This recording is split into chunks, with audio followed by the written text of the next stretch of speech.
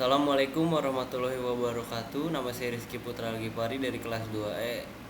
Saya ingin menyampaikan tentang kerukunan antar umat beragama dan pluralisme hukum. Yang pertama saya akan menjelaskan pengertian dari kerukunan antar umat beragama. Dalam pengertian sehari-hari, kata rukun dan kerukunan adalah damai dan perdamaian. Dengan pengertian ini jelas bahwa kata kerukunan hanya dipergunakan dan berlaku dalam dunia pergaulan. Bila kata kerukunan ini dipergunakan dalam konteks yang lebih luas seperti antar golongan atau antar bangsa, pengertian rukun atau damai ditafsirkan menurut tujuan, kepentingan dan kebutuhan masing-masing sehingga dapat disebut kerukunan sementara. Kerukunan politis dan kerukunan hakiki.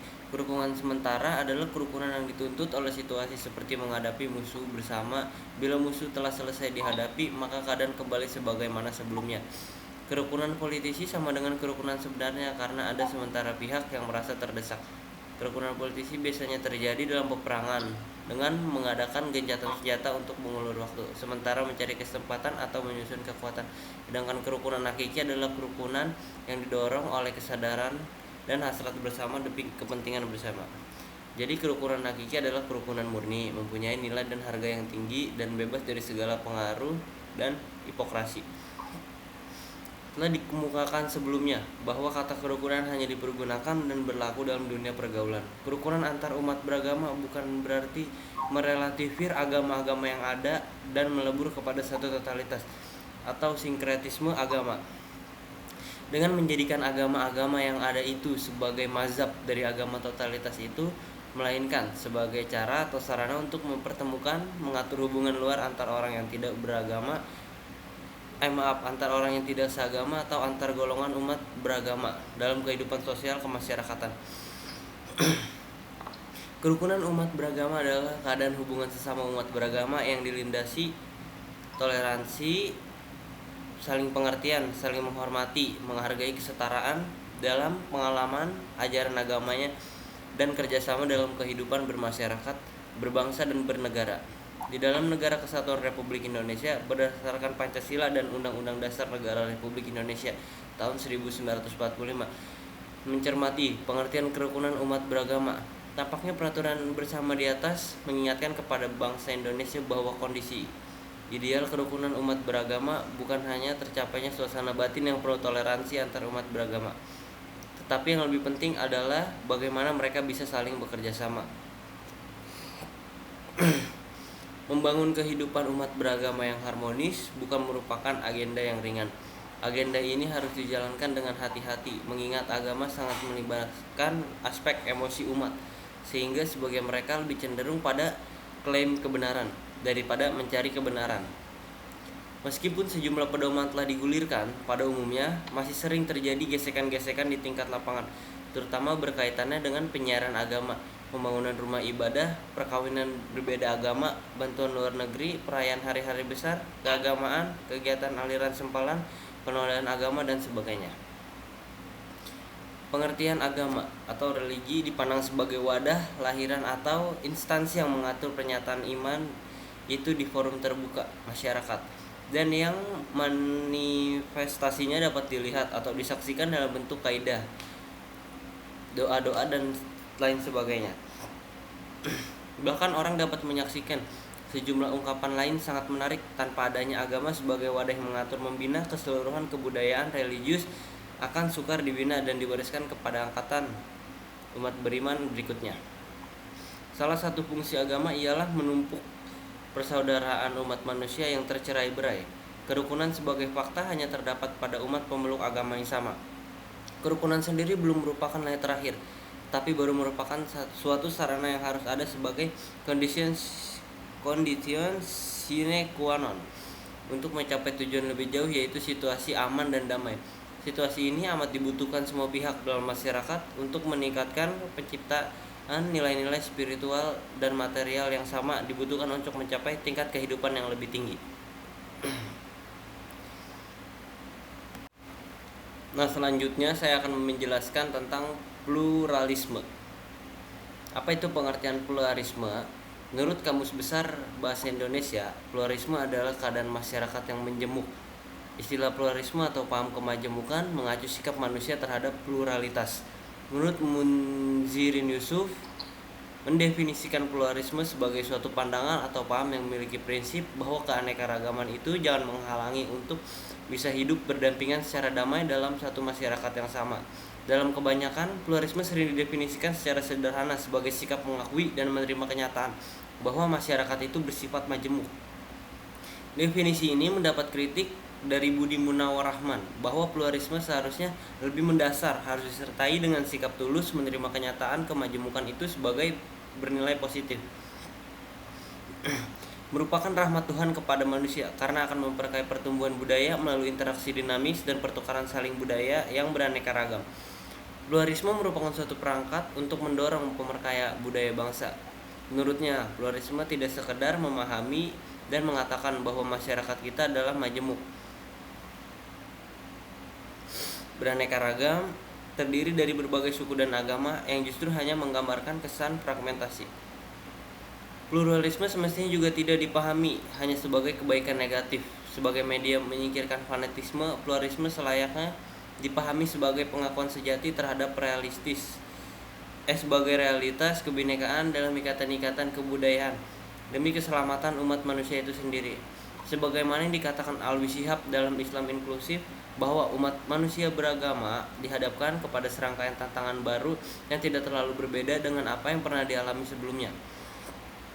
Pluralisme agama, konflik inter atau antar agama adalah fenomena nyata.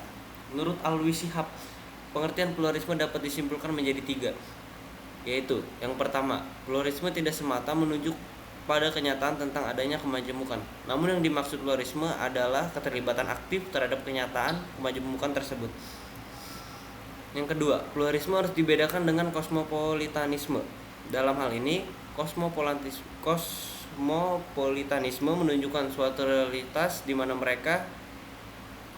aneka ragam ras dan bangsa hidup berdampingan di suatu lokasi. Maksudnya, walaupun suatu ras dan bangsa tersebut hidup berdampingan, tetapi tidak ada interaksi sosial.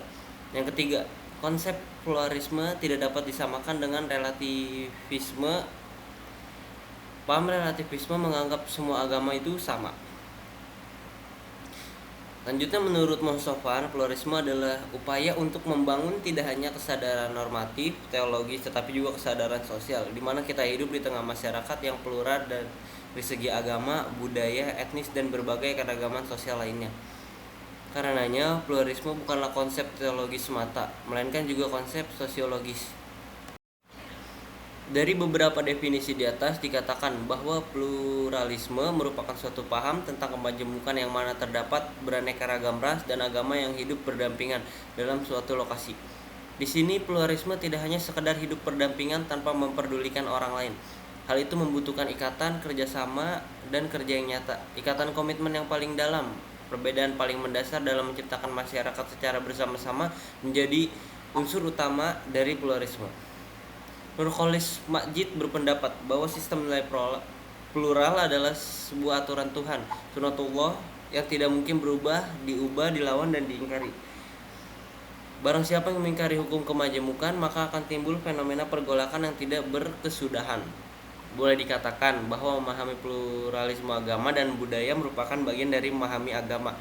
Sebab memahami agama pada dasarnya juga memahami kebutuhan masyarakat secara menyeluruh.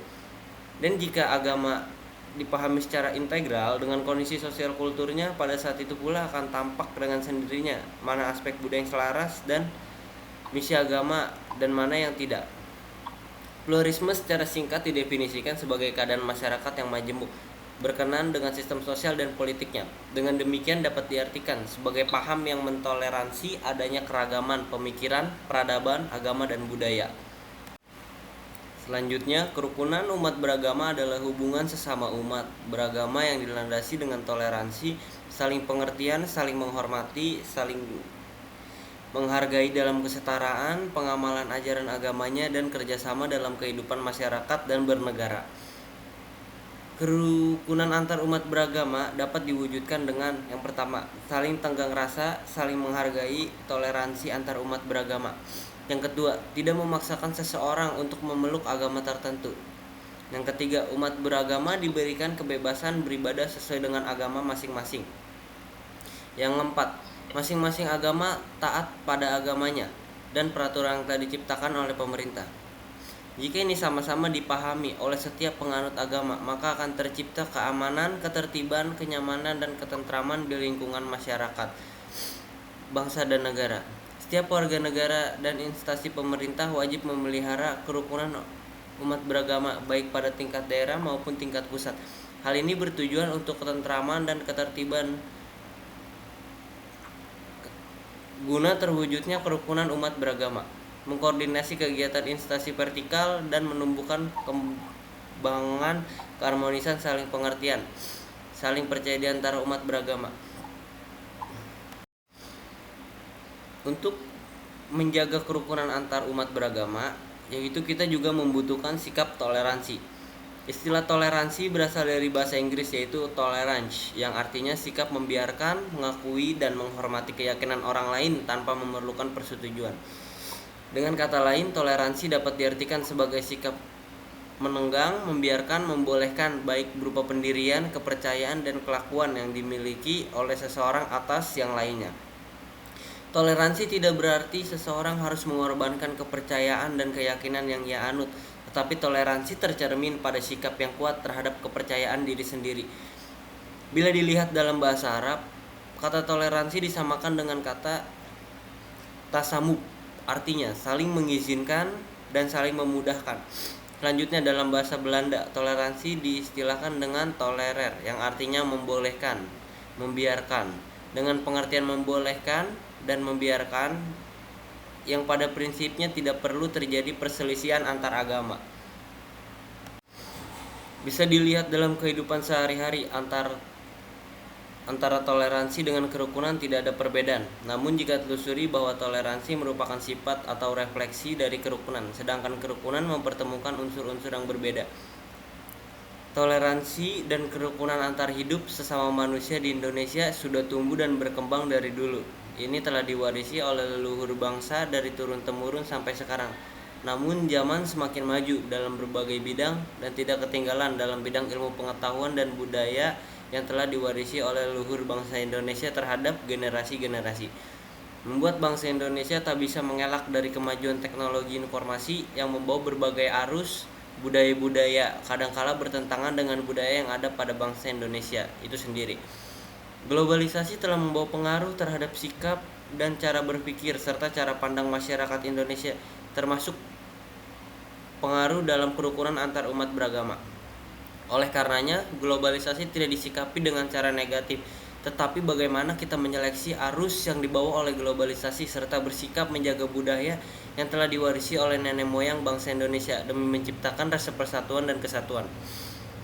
Jika dicermati secara seksama bahwa toleransi dalam pergaulan antar umat beragama adalah di mana setiap agama yang disahkan dan dilindungi oleh negara menjadi tanggung jawab penganut agama masing-masing dan mempunyai sistem serta cara tersendiri dalam pelaksanaan ibadahnya, sehingga masing-masing dapat mempertanggungjawabkan ibadah yang mereka lakukan. Selanjutnya, toleransi pada kaum muslimin yang diperintahkan oleh Nabi Muhammad SAW diantaranya sebagai berikut. Tidak boleh memaksakan suatu agama pada orang lain. Dalam agama Islam, orang muslim tidak boleh melakukan pemaksaan pada kaum agama lainnya, karena memaksakan agama bertentangan dengan firman Allah dalam surat Al-Kafirun ayat 1-6. Yang kedua, tidak boleh memusuhi orang-orang selain muslim atau kafir. Perintah Nabi Muhammad SAW waktu berada di Madinah, kaum Yahudi dan Nasrani yang jumlahnya sedikit dilindungi baik keamanan maupun dalam beribadah. Kaum muslimin dianjurkan untuk bisa hidup damai dengan masyarakat sesamanya, walaupun berbeda keyakinan. Yang ketiga, hidup rukun dan damai dengan sesama manusia. Hidup rukun antar kaum muslimin maupun non-muslim seperti yang dilakukan oleh Rasulullah SAW akan membawa kehidupan yang damai dan sentosa. Selain itu juga dianjurkan untuk bersikap lembut pada sesama manusia baik yang beragama Islam maupun yang beragama Nasrani dan Yahudi. Selain itu, kita juga membutuhkan faktor pendukung. Interaksi manusia dengan sesamanya harus didasari keyakinan bahwa semua manusia adalah bersaudara dan bahwa anggota masyarakat muslim juga bersaudara. Ukhuwah mengandung arti persamaan dan keserasian dalam banyak hal. Karenanya persamaan dalam sifat-sifat juga membuahkan persaudaraan.